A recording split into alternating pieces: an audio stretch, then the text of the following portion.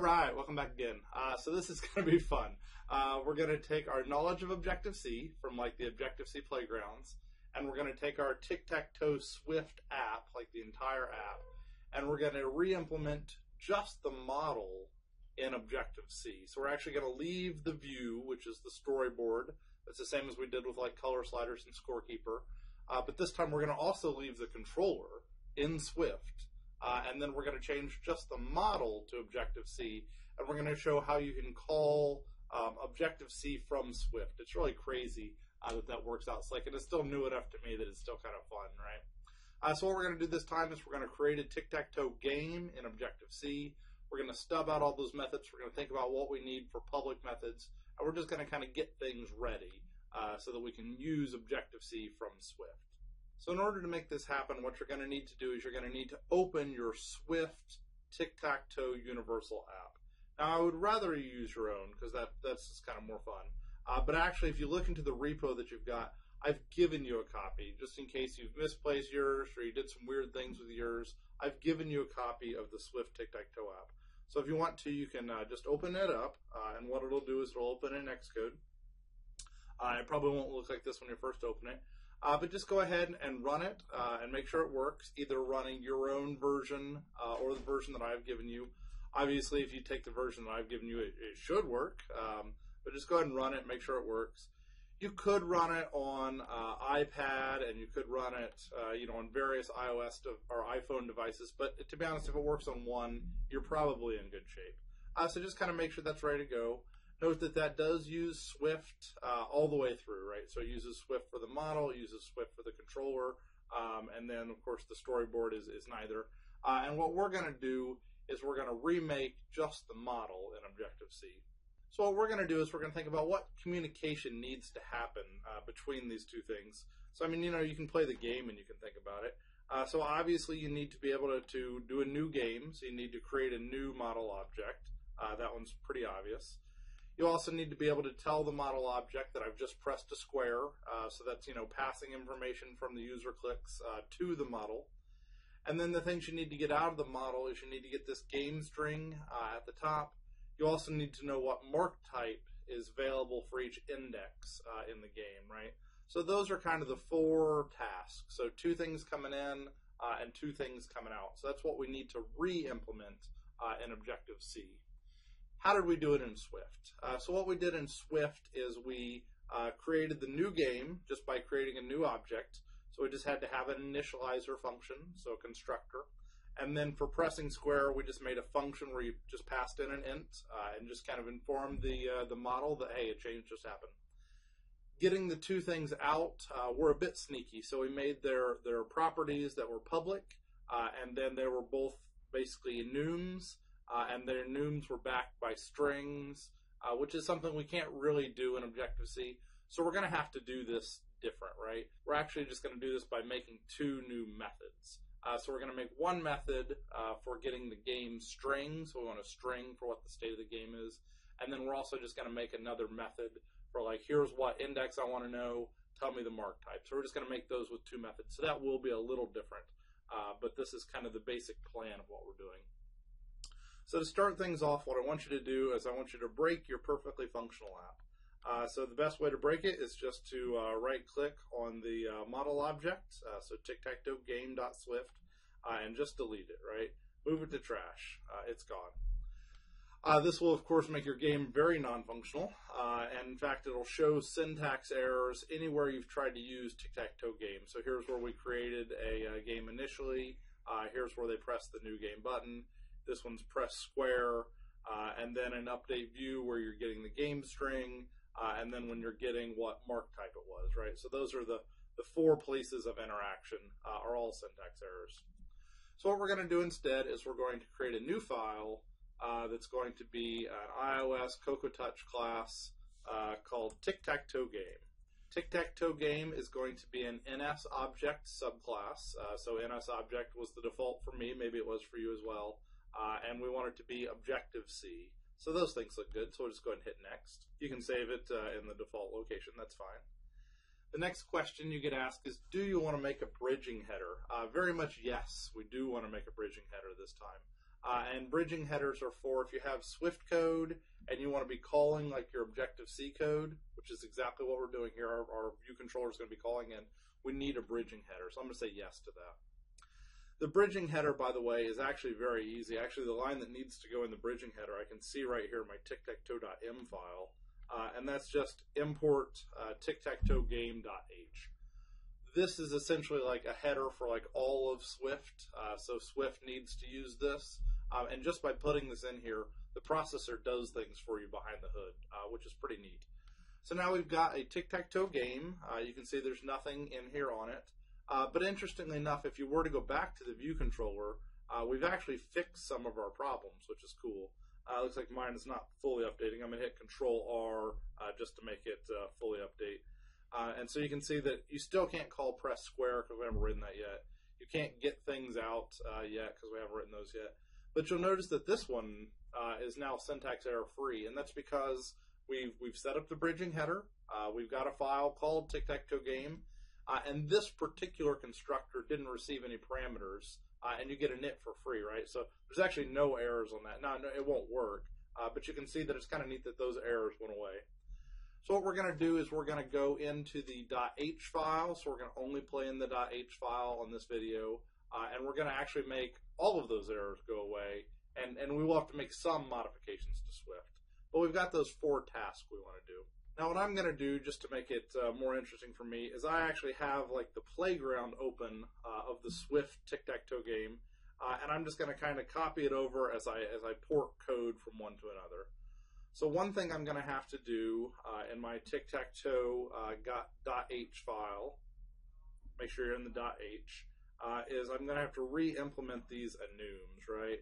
So I'm just going to kind of comment these out, but these are what I'm trying to do. So what we're going to do is we're going to say typedef ns enum, and then we're going to say that it's just an ns integer. I believe it still has to be an integer type. Maybe someday they'll fix that. For mark type, and it's going to have an X, an O, and a none. And if you remember the naming convention, it needs to be mark type none, and it needs to be mark type X, and it needs to be mark type O. So you can see that this implements the enum for mark type. The thing that it doesn't do, because it can't really do, is this raw value of a string, right? So we're going to have to do that in a different way. So just kind of know that we've still got more coming with strings. And then as far as the game state goes, I'm just going to copy this one here and then just kind of start changing variables. So it's going to be called game state instead of mark type. And I'm going to have various game states. I'll just kind of put placeholders in here real quick. So I'm going to have a game state for X turn, O turn, X win, O win, and tie. So those should be the same enums that we had before, just typed exactly the same, just in Objective-C syntax. So there are our enums that we needed just like before. The next thing we're going to want to do is make properties for these enums. So what I would like to do, I won't quite be able to do, but I'd like to make a non-atomic game state variable, which I'll just call game state with a lowercase g, right? That one actually works fine. So that's very similar to what we did in Swift. We made a game state. The next thing I'd like to do is I'd like to make an array of mark types. Mark types are NS integers, under the hood. So we have to use a C style array if we want to hold NS integers. We could do a thing where we wrap them in NS numbers, but I really don't want to do that. So what I really want to do is I want to create a C style array of mark types. Now the syntax on C style arrays is a little different. So you say game board and then 9. So that is what we'd like to do. So we're going to say mark type, and then in C what you did to declare that it was an array is you just put in brackets and then its size after. If you hit Control R though, it will actually update this and say that it fails. Why does it fail? It kind of surprised me that it failed. And it says property cannot have an array or function type. Just something they have implemented in a certain way. You can do it with a pointer, like you can make a pointer to a game board, and that is actually okay. I believe that should be fine. But I'm going to do it a different way than that even. What I'm going to do is properties are actually new. The way you used to declare things is what was called IVARs. And IVARs is something we have not taught you yet, so this is new. And this is if you put curly braces on your interface, you can actually just declare properties right here as well. So this is another place you can declare IVARs. IVARs aren't quite as good as properties because they don't do automatic reference counting for you. So in general, you like to avoid them.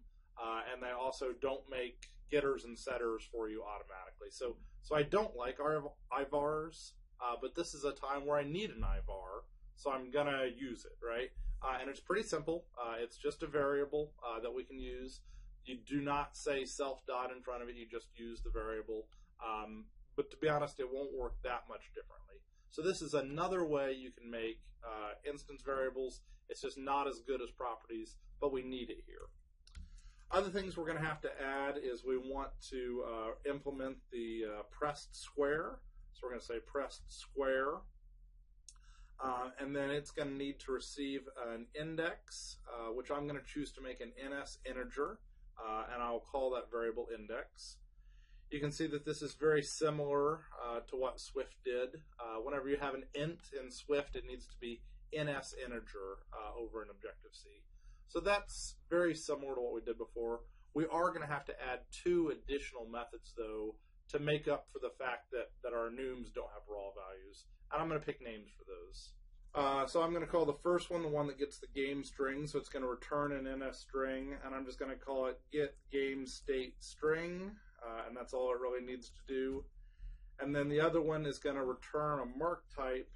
And I'm just going to call it get mark type at index. That'll be fine. I think in the notes I left off the word type, but that's fine. And so it's going to pass in an NS integer as well, and I'm just going to call it index. So these are our 2 new methods. And if you compile it now, the build does still fail, but you can see that there's no problems in this file. So now all we need to do is we need to fix our view controller to use these 2 new methods. The others should have just worked. So if we go see what the errors are over in here, you can see that pressed game or pressed square has no errors on it anymore. That's because we have a function, and Swift can just call it. I love this. I think this is so cool. But we did do things different down here, and that's because before we said game state.get raw value, whereas now we're going to have to say get game state string, and so we'll just call it like that. My compiler's not very happy with me with all these errors, but if I hit Control-R, you can see it fixes that mistake.